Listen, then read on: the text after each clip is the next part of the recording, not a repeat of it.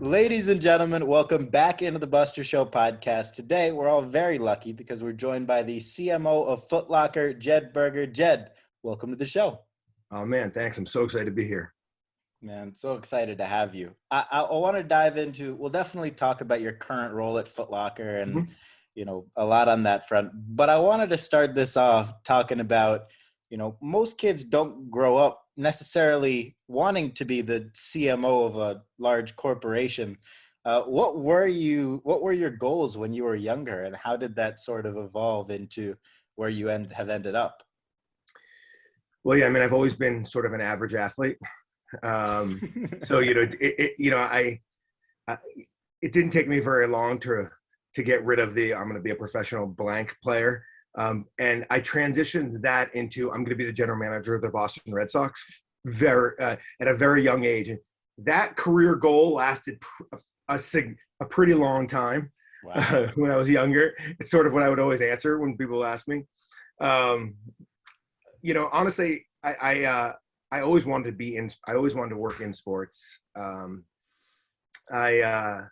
I went to GW, George Washington University, and I was really fortunate to get a great internship there actually.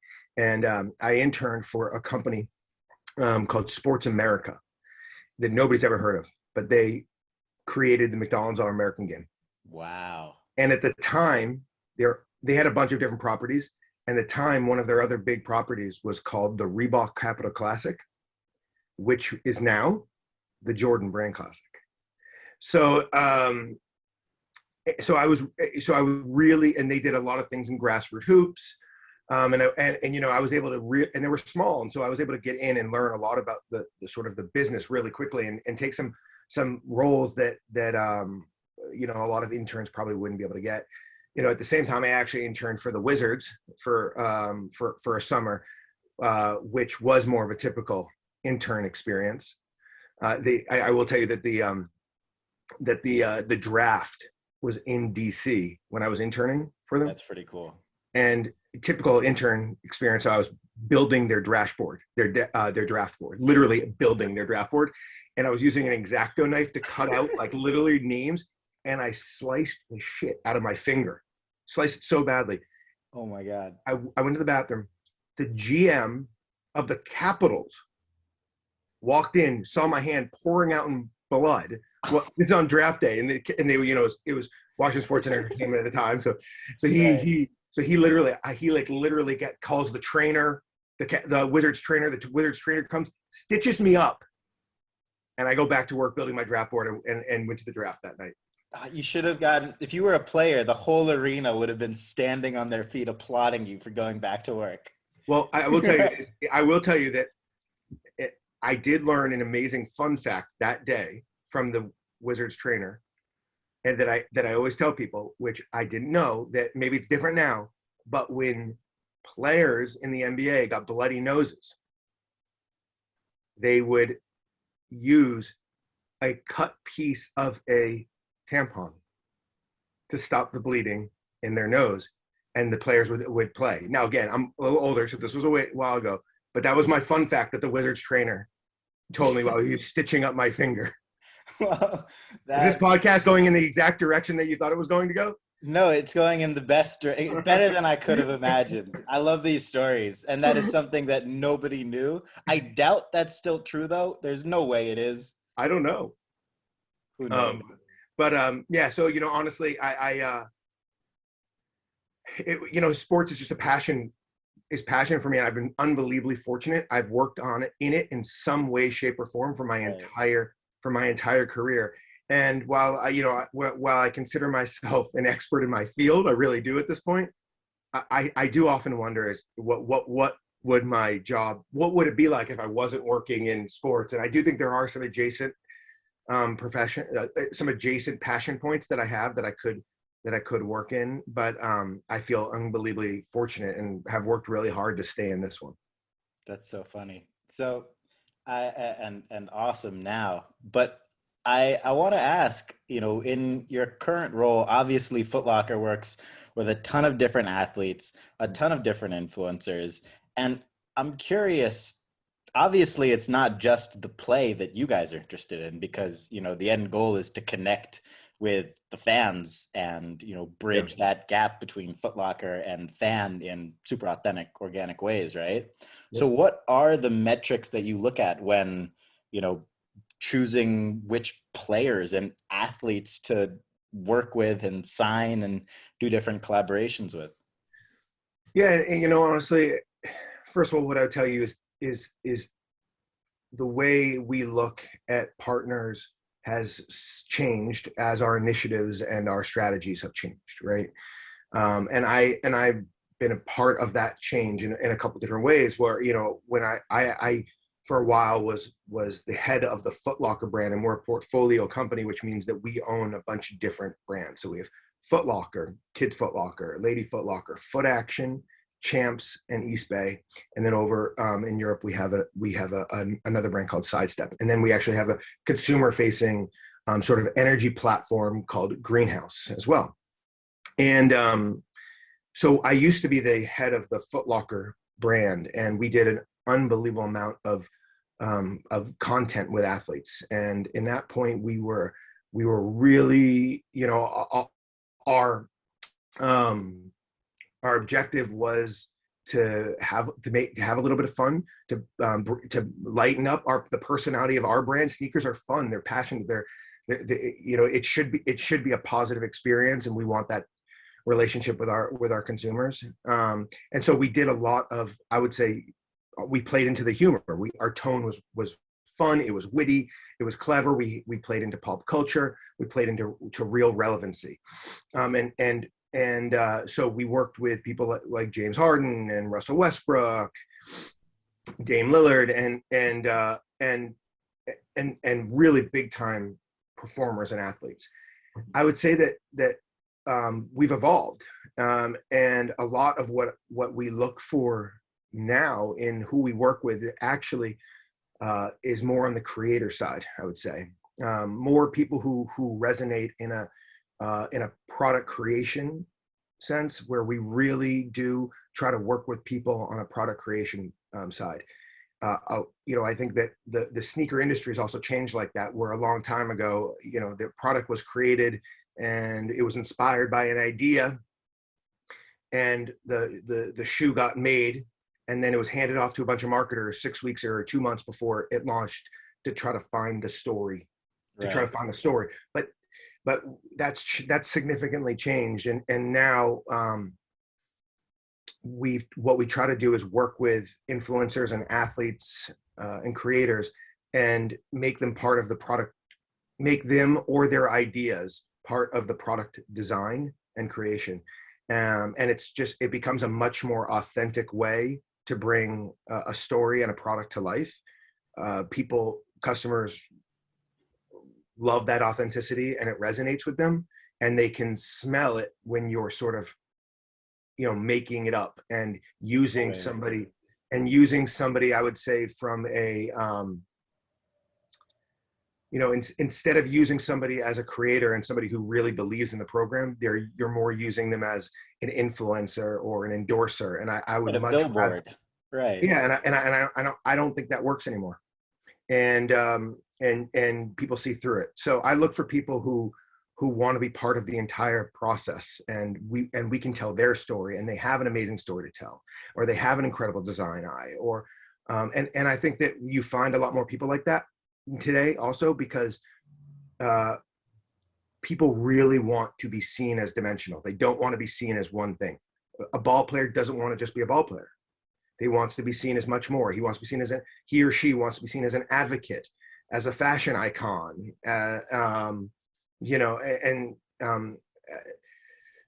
as charitable. And so I think that has really allowed for much, much greater storytelling, and much more real storytelling. So we look for people with those stories to tell and with those passions that we can bring into the creative process. Totally. And I think, the saying was always that basketball players and rappers wanted to be each other. But I think the case now is more so that everybody wants to be an entrepreneur as well. So being involved in processes. Yeah, no, I think the entrepreneur piece is real as well. People, I think that they so many players have business interests and are setting themselves up for post career more than they ever have. And by the way, the dimensionalizing of athletes is incredible. It's awesome. It's a great development to the world. It creates better role models for 100%. younger generation.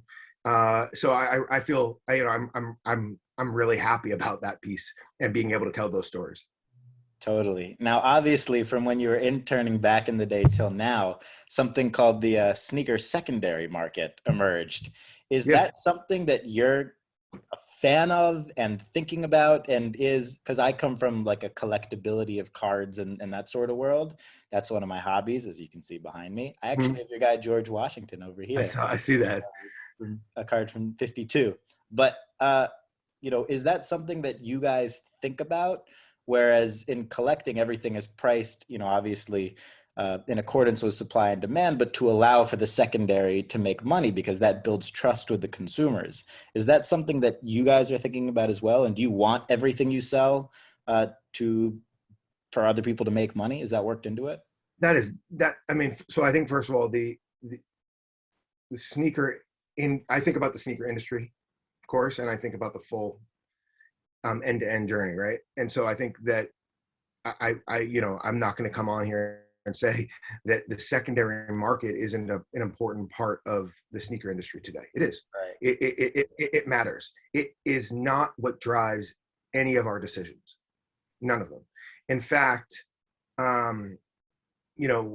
we have a really, really important work stream ahead of us, and our goal is to get one pair of amazing shoes into as many unique individuals as we can.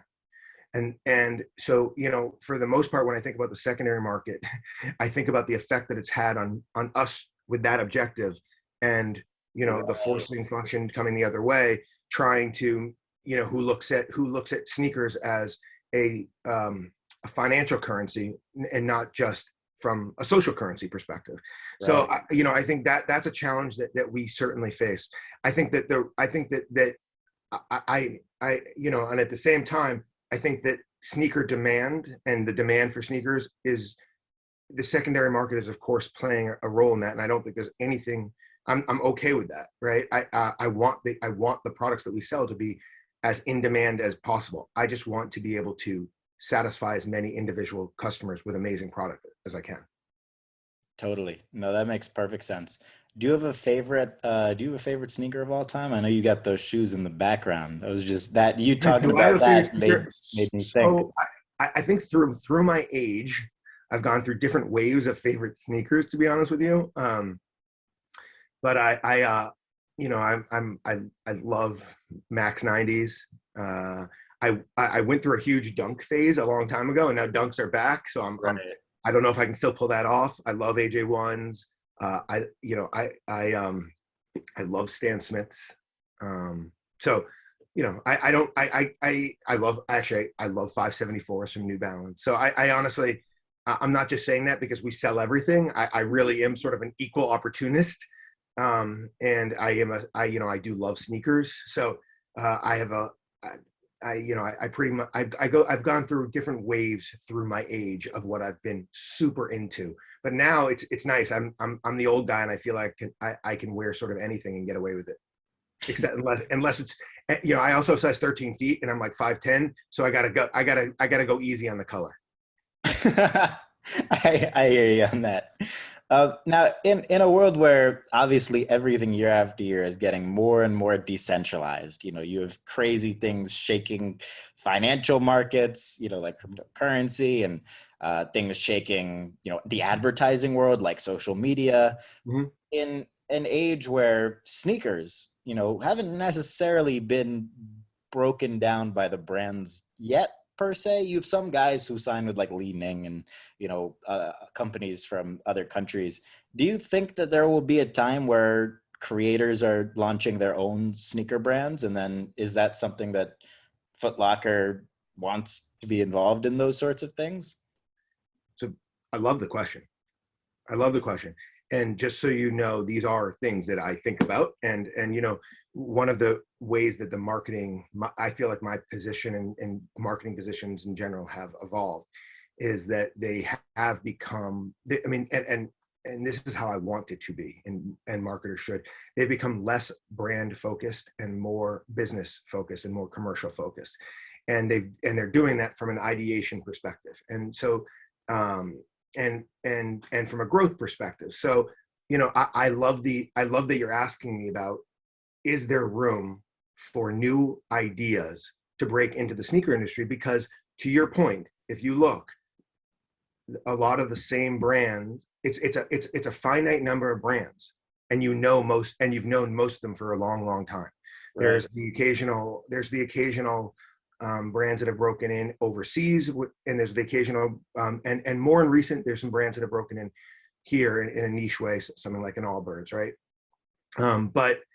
But I do believe that there is room for creators to have their own brands and their own sneaker models. What I would tell you is that the sneaker industry in general, from a manufacturing standpoint, is challenging. And it's a long process, and it's technical. So you really have to have a lot of expertise, so the barriers to entry into the sneaker space are pretty significant. The barriers to entry to selling a product are less significant than they ever have been. If you have the product, you can sell it. If you have an Instagram channel with 1 million followers, with Instagram checkout, you don't have to gain an audience for your website. You have your audience with Instagram checkout. You can sell them that product.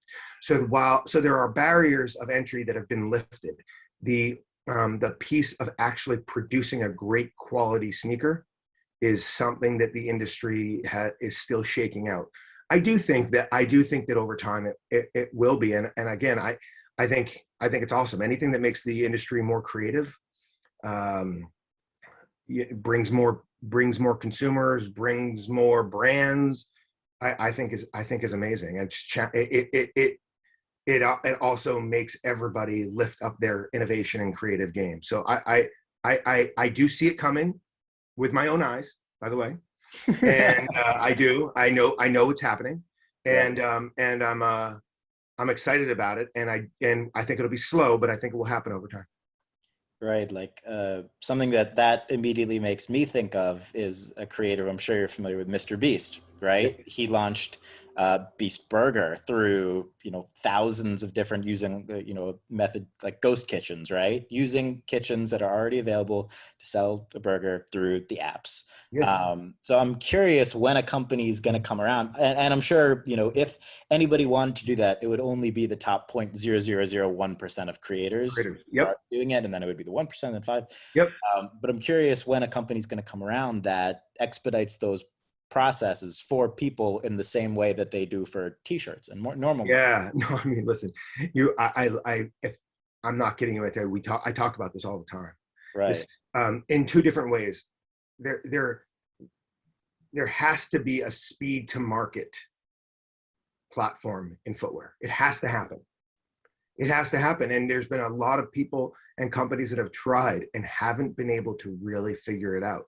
But it's such an unlock, because we do so many. I mean, newness and relevancy drive the industry, right? So you're really planning newness and relevancy at a scale level 12 to 15 months out. It's pretty. Where a t-shirt, where if something happens tomorrow, we can make a t-shirt like that. So I think that at scale. So I really do think that the industry, it's another place that I think there has to be a speed to market formula in the industry that will happen over time.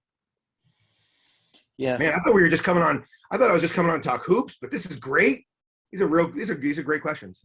Thanks, man. The second you told me you're a Celtics fan, I didn't. All the hoops questions got out. All the hoops questions, I just crumpled it up and threw it across the room. No, but it's going to be really interesting to see how that all sort of plays itself out, and whether some of the big companies take a lead in that? Like, does Nike come out and say, "Hey, we Will got all enable. these," right, without taking everything for themselves? 'Cause Yeah. that's what. So I mean, I think that the idea of like intellectual property and IP and who owns what is something that we're really passionate about, to be honest with you. And actually, um, we one of the most exciting things that I'm a part of in our company is we have a very very very significant social action commitment that we call leading education and economic development. And one of the things that we're trying to do is make our industry look more like our customer and more like our associates who work for us.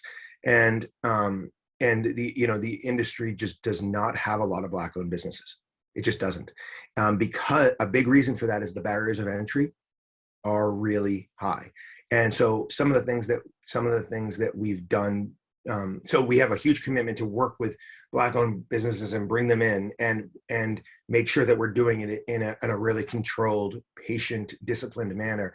And also we have a budget that I actually oversee that makes that. And this tells you so much about Footlocker as a company, actually, because it's a truly high value and wonderful company.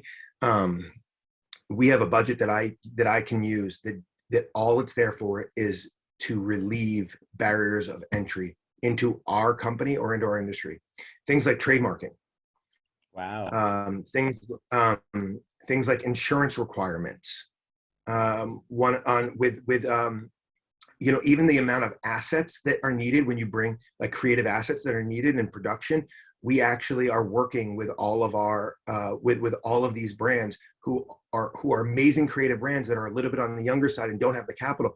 We're paying for it and get out of this budget, and we're giving them an agency, a creative agency, That's super to all work with. They will work with them.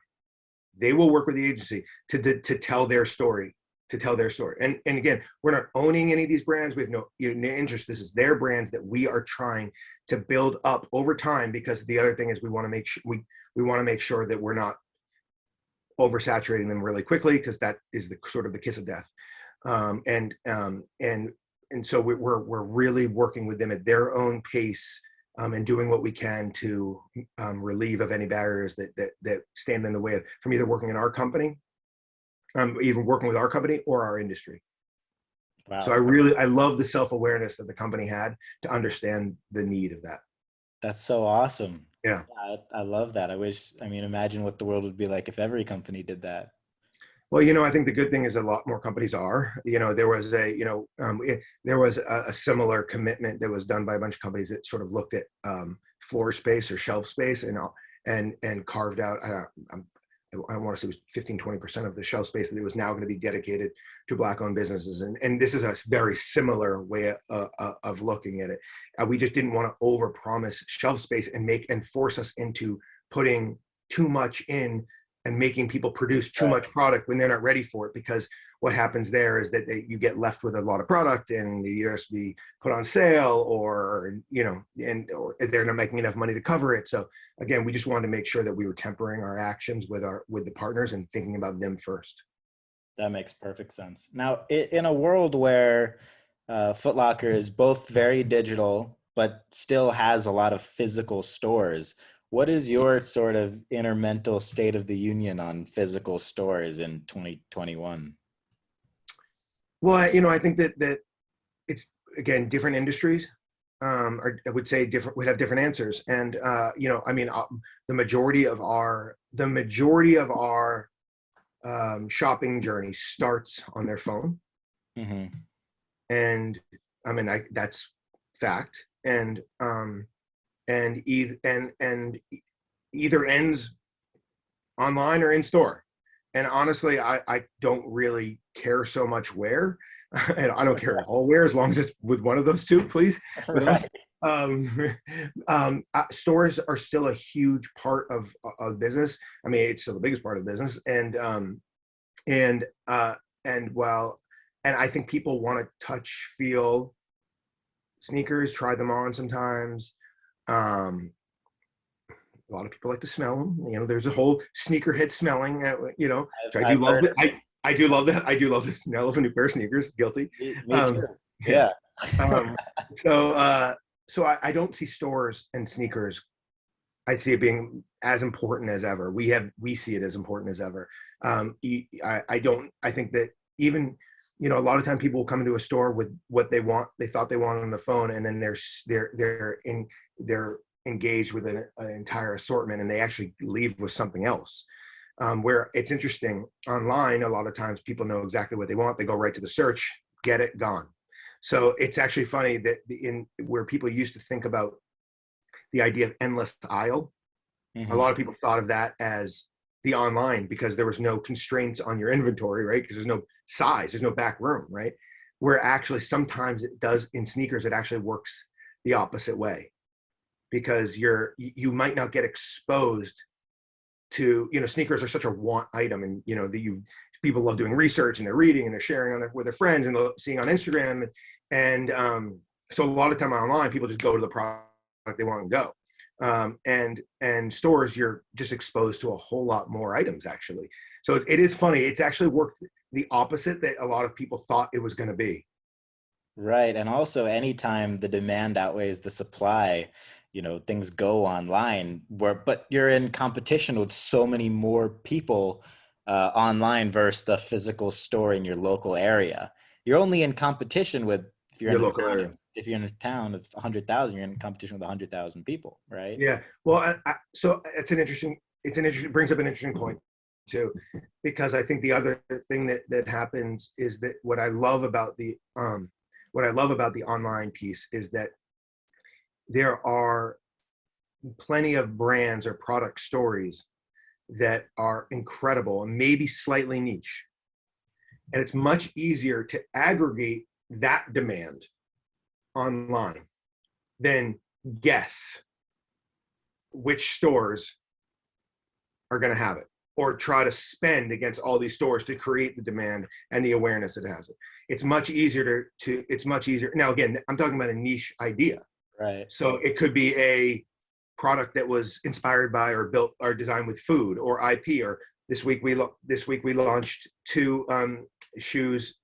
We launched an autism awareness shoe with the Adored and autism awareness shoe with Puma. Both of them blew out online, and it's really easy to aggregate all that awareness and all that demand um, into the online. So I think the online piece really, really, really helps some of the brands on the come up, or some of the products that you're trying to build on the come up.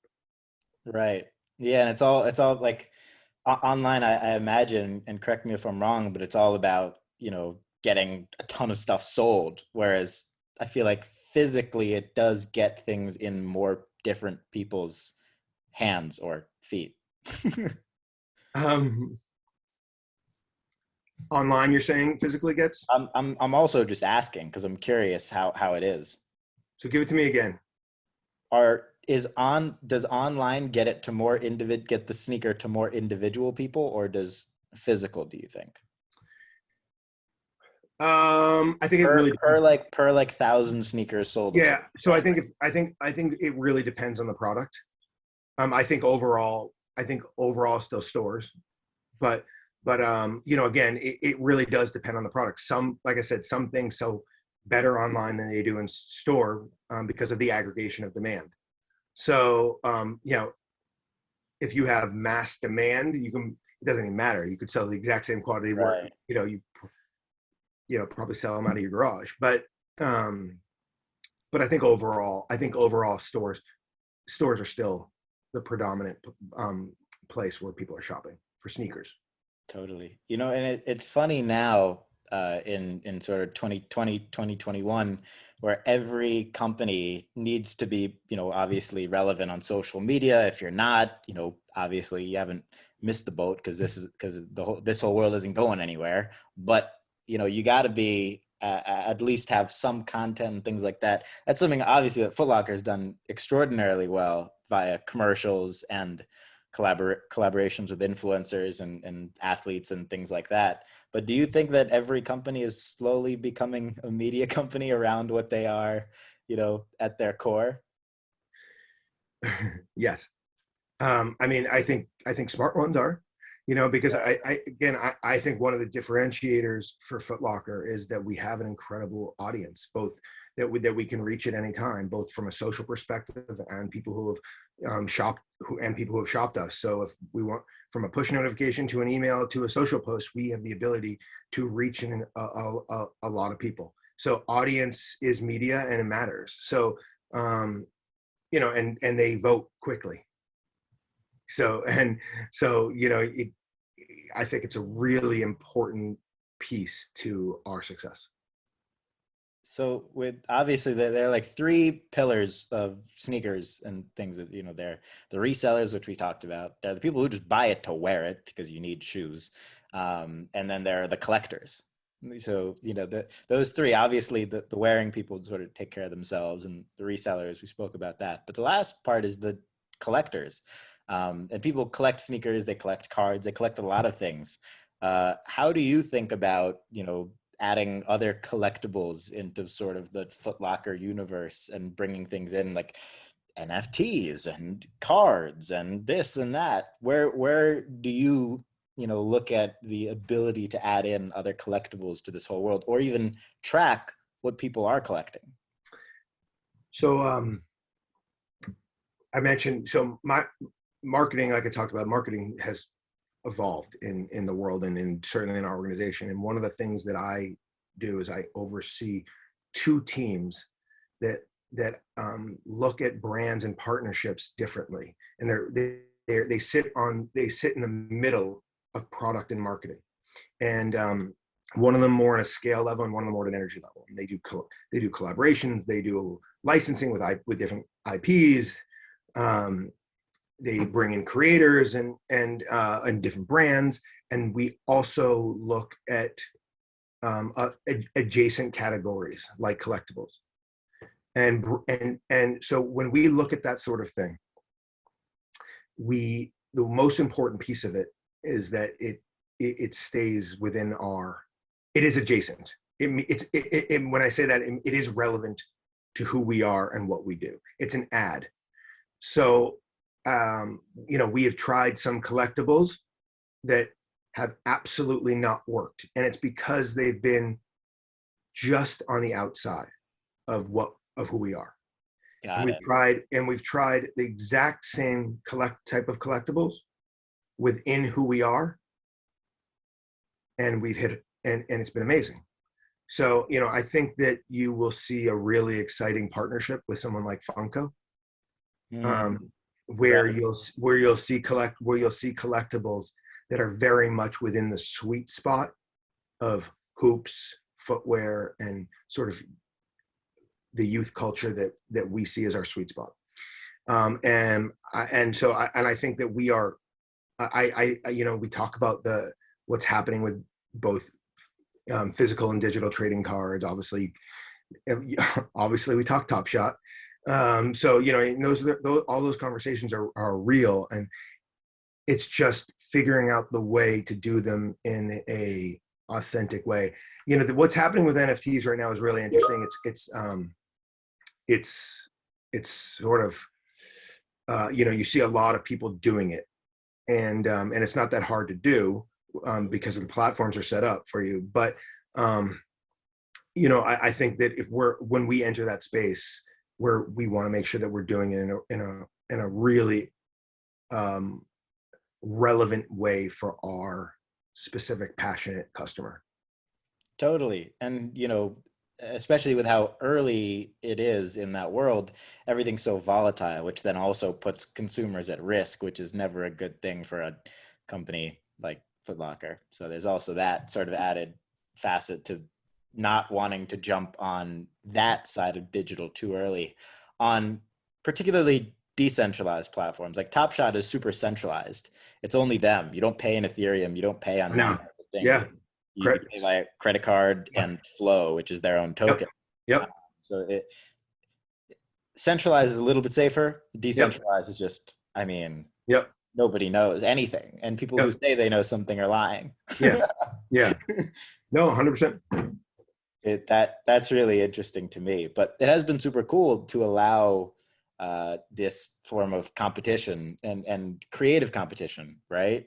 Because people don't look at it, the creators don't look at it as competition. And that's great because then the end products just get better and better and better and better because there's so many people trying and putting That's stuff right. out that the consumers can just say, oh, I like this, or I like that. Yeah. And then they become a millionaire overnight, like Yeah. people and people, artists. And I appreciate Top Shot. Not everybody does appreciate Top Shot, and sort of the credit card evolution. Again, there's many purists out there who don't love that. For me personally, it mainstreamed it for me. Right. For me, who's an older 40 plus guy, who's but again, and I think that happened for a lot of people, and I think the NFT boom that's happening right now, I don't think would have happened this fast and this loud without Top Shot. I agree. No, I definitely agree. It opened it up for people to get a taste. And I feel like with anything, you need a little bit of a taste. You need to experience it before Yeah. you go headfirst in. Yeah. And like the reason that everybody isn't a multimillionaire off Bitcoin is because it was really hard to buy Bitcoin at the beginning. Barriers of entry. Exactly. And it decreased that. So then people got their taste, and the taste was easy enough to get that they were willing to go the extra leaps and bounds Yeah. to get into the other stuff. Yeah. And then everything else saw a rise because of that. So there's an argument to make even bigger than the statement that you made that opened up NFTs. I think because the crypto boom happened at the very similar time. I know. There's an argument to be made about that having an impact on Bitcoin and Ethereum's value. Yeah. Well, and they still, I think most of their transactions are, if I remember correctly, most of their, because I saw them speak, a lot of their transactions might be credit, but I think most of the amount, the actual revenue is mostly crypto. So, I mean, it's a balance. So, I mean, but yeah, I think they've really created a wave. Totally. So one thing that I love in sports cards, and I wish it existed in sneakers, in like common sneakers, numbering of cards. This is something that I love because you can collect different numbers. And same with Top Shot. Every Top Shot is serial numbered. Yeah. That's a collectability principle that applies to pretty much everything that is somewhat limited in quantity. Why do you think there aren't more numbered sneakers? Is it a production thing? Is it because there are too many of each sneaker produced? I would love to see more number, even if the number is 1,000,000. If that sneaker is numbered and I buy one of the 1 to 10,000, I think that makes it cooler. You're also a collector. I think that, I mean, definitely there have been projects like that. They tend to be on the smaller side, to your point, and the number has had some relevance, where they're like, it is that number because that was the number somebody retired or whatever it was, right? Or amount of points scored or whatever, right? I've done projects like that. I talked about a project like that yesterday, honestly. I don't know. I think it's not done at scale because I'm sure there's a manufacturing piece to that I honestly don't know the answer to. Right. I also think it's probably not done at scale because that's not the overall intention of the product. The intention of the product is not meant to satisfy a collector. Yeah, it's not. It's just not the objective, Right. And again, that's not to say there haven't been projects like that have had that objective. There have been, that one of, but most of the time, that's not what the objective is. And in fact, most people don't know how many are produced. True. Yeah, they're not meant for Darren Ravel and I. Listen, Darren's a friend, so I agree, not for him. Yeah, we've had many conversations about those sorts of things. Obviously, are you a collector of sneakers as well? I would not put myself in that category. I wouldn't. I love sneakers. I wear them. I have like a few pairs that I've gotten over the last 20 years that are in the box still. Yes, but not many. And I'm not like, I don't have that drive. So most of what pretty much everything I own, I wear at some point. And so I'm definitely not a collector. I would put myself in the enthusiast category. Got it. Now, I want to ask you one of the last topics about sports leagues as a whole. From your standpoint, which leagues over the last 5 or so years have impressed you the most in their, adaptation to social, working with their athletes, even maybe supporting brands like Footlocker? Do you have a, league hierarchy in terms of which leagues have Well, impressed you the so most? listen, we have no league partnerships right now. So we had one with the NBA for a really long time, and I'm really, I mean, I have a love for a lot of people over there, I'm a huge hoop head. Right. So what I would tell you is that I really think they've done some amazing things. I really appreciate a lot of the things that they've done. And I feel like they're making really thoughtful decisions at all times, right?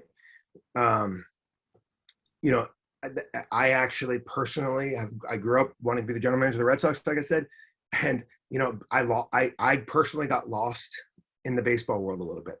I don't know why. If it was the season was too long for me, or the Red Sox just kept winning, and it was time for me to. It was okay now. I could take a break. Or I couldn't follow. I couldn't fantasy. Just was too hard in baseball. I couldn't. Much. Yeah. It was too much. And now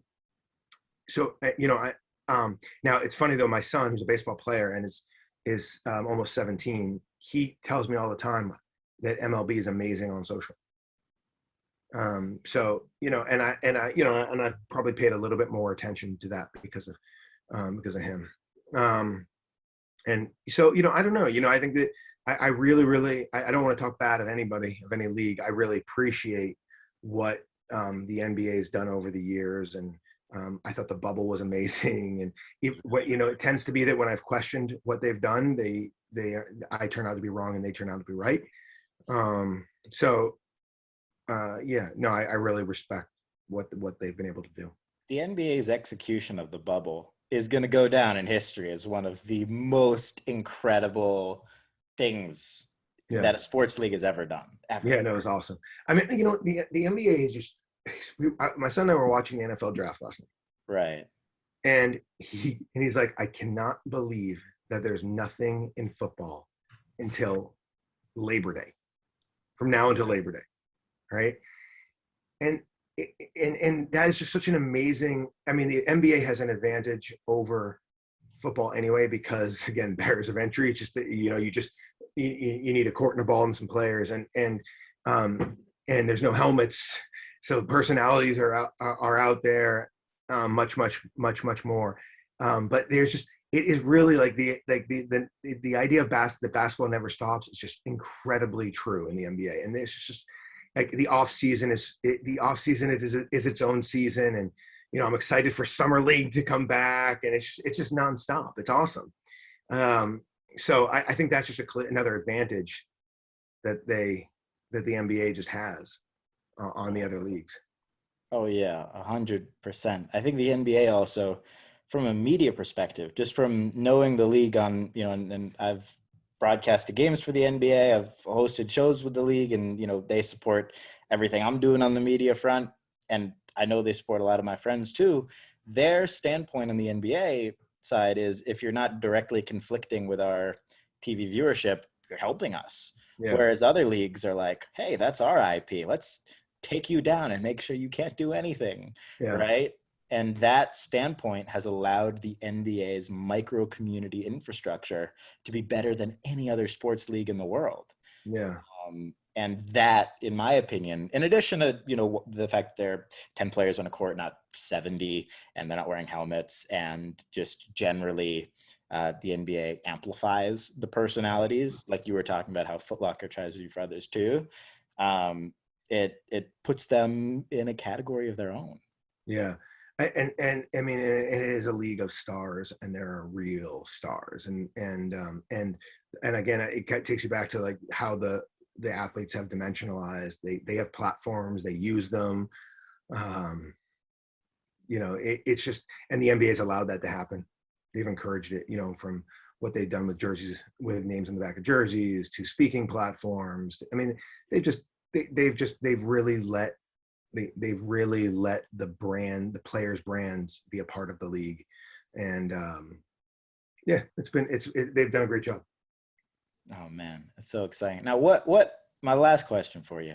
Yeah. What gets you the most excited right now?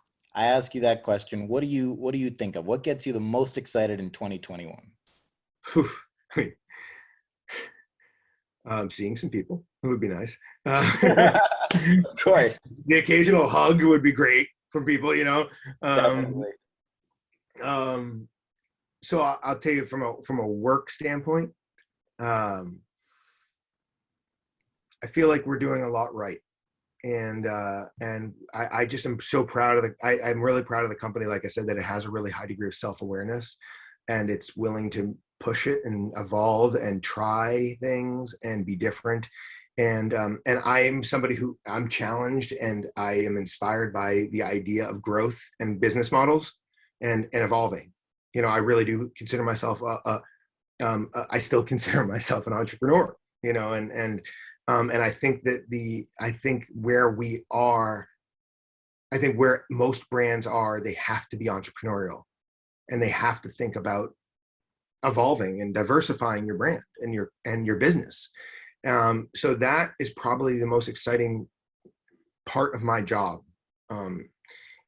It's not the day-to-day piece. It's not the I have amazing people on our teams who drive the everyday piece of the business. I most of the time can't tell you what's happening next week, but I which gives me just a lot of room to use my brain and challenge myself and other people to find ways to continue to grow and evolve as a company and as a business. And I feel very fortunate to be in a place that allows me to do that.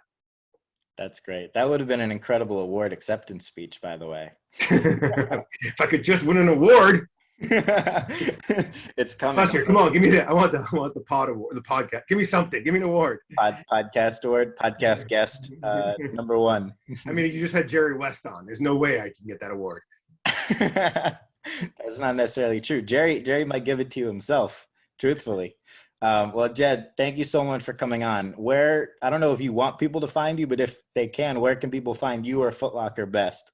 Oh man, I rarely get to promote myself. I mean, listen, all my social accounts are public, but but probably you should follow our brands: Footlocker, Kids Footlocker, Lady Footlocker, Champs, East Bay, Foot Action, Greenhouse. Go follow them on Instagram, TikTok, wherever. And you won't find me on TikTok. You will find me spying in my son on TikTok just to make sure. You gotta be parent. No, I go follow us. I promise that the team does amazing work showcasing the amazing product that we sell. Amazing. Well, thank you so much again for doing this. It was really fun. Of course. All right. Thanks so much for having me.